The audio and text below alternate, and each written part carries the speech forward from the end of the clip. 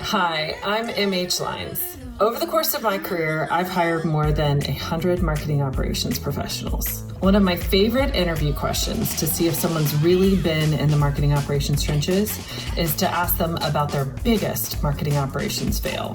Whether it's from complexity, simple human error, or technology outages, mistakes happen to every single one of us, and they happen a lot more than we want to admit. That's actually the reason I founded Stack Moxie. We help people find problems and fix them faster and make sure they never come back. It's also the reason the team at Stack Moxie and I are really excited and proud to be a sponsor of MOOPs TV by MOOPs. I love that we can come together as a community and get better together as a community. It might seem counterintuitive, but a failure, especially on a big stage, is an incredible opportunity for you to showcase your leadership chops. I hope you enjoy MOOPs TV.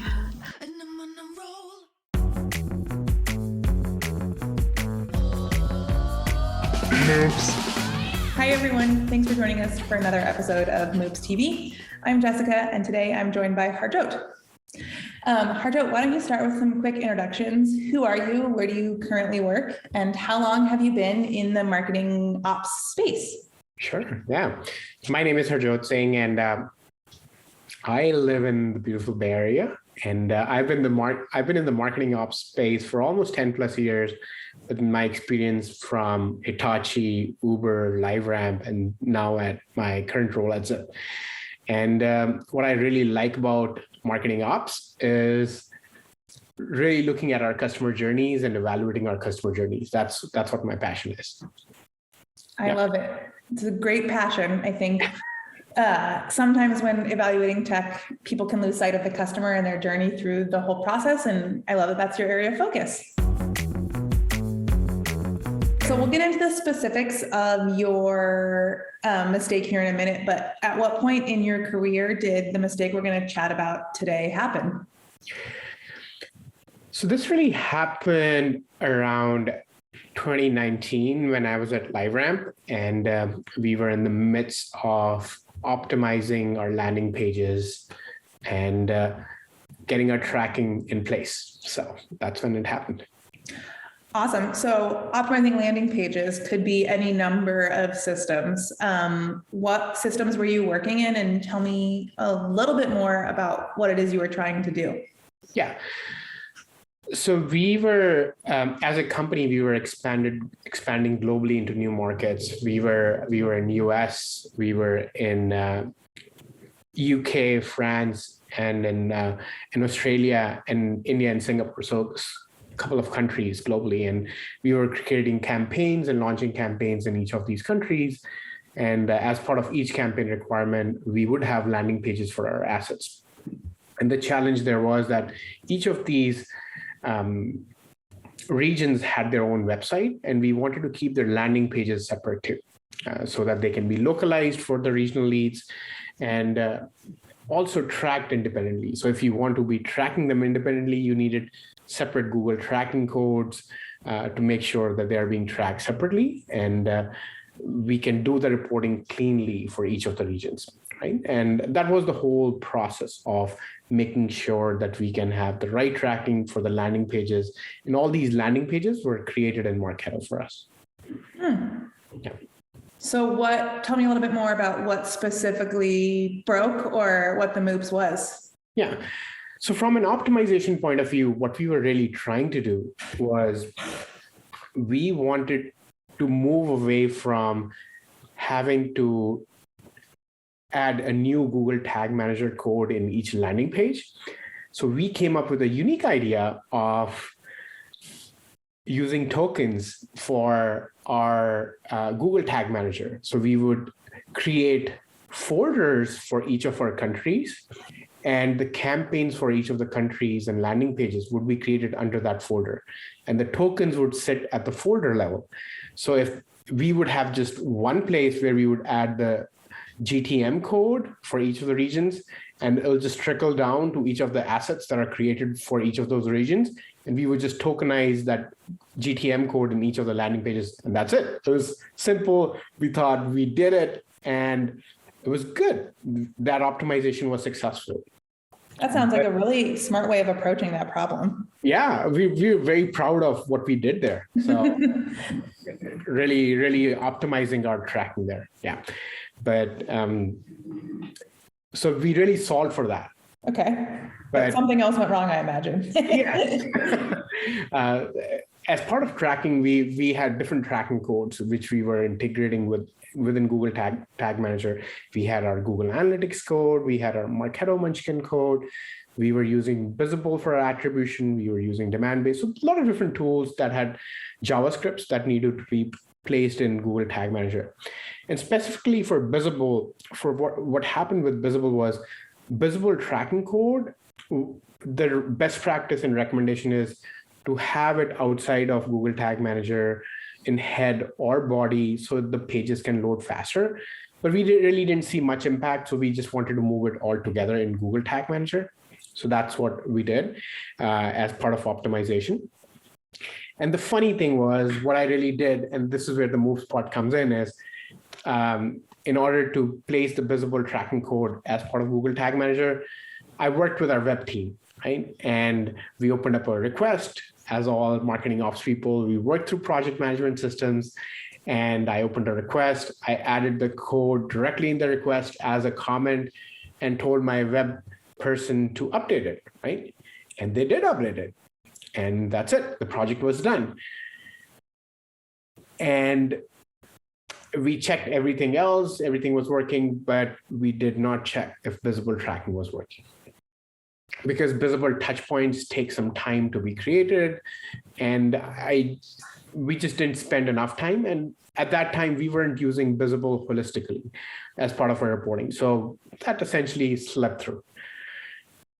And the MOOPs movement really happened 3 months down the line when we started to really look into Visible, use their channel reporting, because that's where the power came in from. Visible, we could tell that which are the sources which are driving registration. You don't really need you don't need a specific way to track UTMs. So Visible does that for you. And that's why we started looking into that channel tracking and build that report. And 3 months down the line, when we were building that report, our marketing manager told us that the Visible report that you've shared with me and the Marketo report that you've shared with me, they don't match. The form fills for these assets don't match. I'm seeing 100 form fills in Marketo and really no form fills in Visible. How that's possible? Like discrepancy of one or two, totally within the realm of possibility, right? Like they don't have tracking pixels enabled on their computer. They've got a pop-up or a plugin blocking all that, but a full, there are none, yeah, would make my eyes go like this. Exactly. And that's what really happened. It was all mysterious. We started digging back into it, what really the issue is. And we looked at the tracking code. Everything looked good. From a naked eye perspective, all the code looked good. It looked good in our project management tool, looked in Visible, it looked in Google Tag Manager, looked exactly right. No issues right there. So we raised it to Visible that this is what's happening. And Visible came back to us and they found that when we copy pasted the code from Visible to Google Tag Manager, somewhere in between, we messed up. And to the naked eye, it doesn't seem wrong because when we copy pasted, what really happened is in JavaScript tracking, you have quotes, right? You have double quotes, open and close double quotes. And when we copy pasted the Visible tracking code from Visible to the editor in our project management tool, for some reason, those double quotes actually got inverted. Oh no. And to the Visible, to the naked eye, you really can't tell that. And when we copy pasted that from our project management tool back into Google Tag Manager, that's what the wrong code got copied. And it was just inversed double quotes. And that's just the nature of editors. They format things a little differently. And that's what really happened. such a silly mistake. It was very, very costly. Everyone is so familiar, I think, or most people who listen to this are relatively familiar with, Marketo email editor and making sure you don't, or any of the MAPs, and making sure you don't copy and paste out of a Word document that will retain formatting and things like that. But I assume that most people probably don't think about it when it comes to like a line of text that is the code and how that may also be impacted by the same thing. Yeah, exactly. Okay, so it sounds like at this point, the error has been going on for 3 months. So we have 3 months or so of lost data that we probably can do nothing about. And that the error was found luckily internally, but by a stakeholder who is relying on these reports to make business decisions. What happens kind of at this point? What did you do to remedy, and how did you acknowledge the issue to the rest of the team? Yeah, I think we definitely found the issue. I found myself guilty. So, and I feel that's good. It's good to accept the mistake, and that's where the power is. And we accepted that. We accepted that the mistake was made and shared the whole process and being very transparent. And to remedy it, we really couldn't do anything, right? Because these are all online touch points. What you lose is the referral traffic, where it's coming from, the sources where the leads are coming from. But we sort of had a backup where in Marketo, we had UTM fields for UTM source, campaign, and we were storing information in that. So we had some level of data, and we, to remedy some of the reporting or to backfill some of the reporting, we used Marketo data for that 3 months time frame to run some of that reporting. We could have created touch points directly in Visible as a backfill based on whatever the Marketo form fills happened, but we decided not to, just to keep our data clean and reporting clean moving forward. So that's what we did. But I think the biggest lesson for me here was that being transparent with the team, acknowledging your mistake, and learning from it was really, really important. Yeah, I definitely feel strongly that taking ownership, it's something that almost everyone that I've had on the show has touched on in their own sessions, is that a big moment of growth is, taking ownership and not sweeping things under the rug. You also mentioned learning from your mistake, which is the entire reason why we run this show. So tell me a little bit more about what you learned and maybe how you've implemented some personal process changes after your MOOPs. Yeah, I think 2 things that I've learned from here is, one, which is more tactical, is anytime you want to copy paste any code from one system to another, especially if you want to go through a project management tool, it's acceptable. Use a text editor like Notepad or TextEdit, save that as a text file and then upload, then share it. It's much more safer way to share that. The second thing is QA. I think that's what it goes down to, is that we just didn't QA the change. So it's just very, very important to make sure that you QA any changes that happen.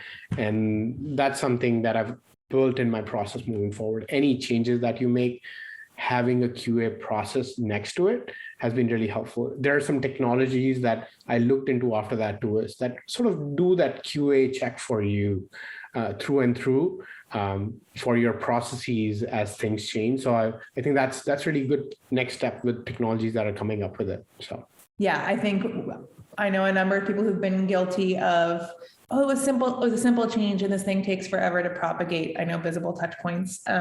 Personally, I've found them to be occasionally a little slow, but I think reiterating the importance of QA is always a good learning experience. Yeah.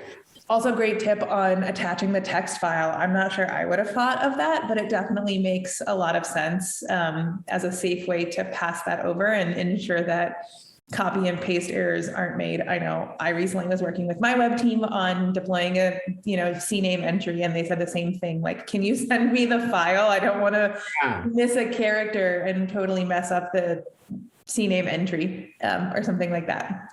Yep. So, final thoughts. What would you say to somebody who has made a similar mistake? It's okay. That's what I would say, that if you've made that mistake, just learn from it. Just don't make that mistake again.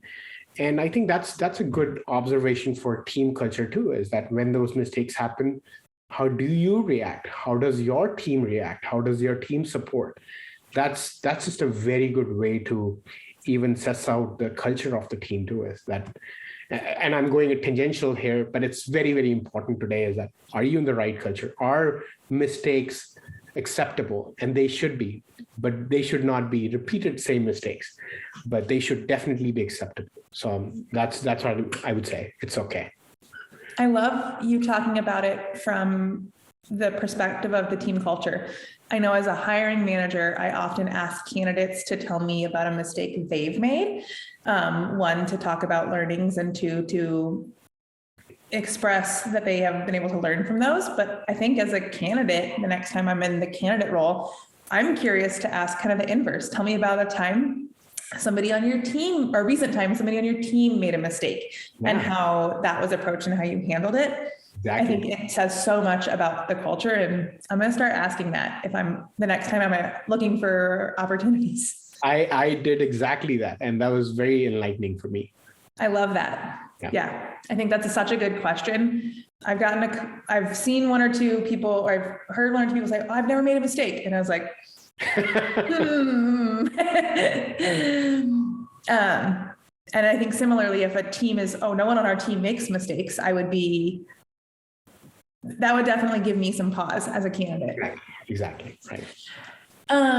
What other advice do you have for fellow marketing and revenue ops professionals? Yeah, I'm just going to go back to mistakes, and I'm just going to just hype on that, is that mistakes happen. They were built to make us stronger and better. That's their whole purpose. So don't shy away from trying something new. In our case, we were trying to be creative by having a more tokenized approach for our tracking. It was a new creative way to do it, and we were successful, but we made mistakes, we learned from it. But if we haven't tried a new way, we might not have made these mistakes. So make mistakes. That's really the key takeaway, and try something new. And I just want to end up with this song that's in my head by Kelly Clarkson, is what doesn't kill you makes you stronger. And I'll appreciate, Jessica, if you sing along with me. I don't think our listeners would appreciate hearing my singing voice. Neither would they appreciate mine, but I think let's do it together. All right. Okay, I'm in. 1, 2, 3. What doesn't kill you makes you stronger. Yeah. That's such a good piece of advice, I think, all across the board. The smartest people I know in this space have learned from mistakes they've made, and it becomes when they're trying new creative and innovative approaches to things. And if you aren't making the occasional mistake, you're probably not pushing the limits of your own professional creativity. Yes, that's perfect. Any last words of wisdom or anything else you want to share with the audience? I think that's it. I think we shared, and it was just great to share this mistake. It's just always been learning with all the mistakes. So, well, thank you so much for your time, and thanks everyone for joining us for another episode. Yeah, likewise. Thank you.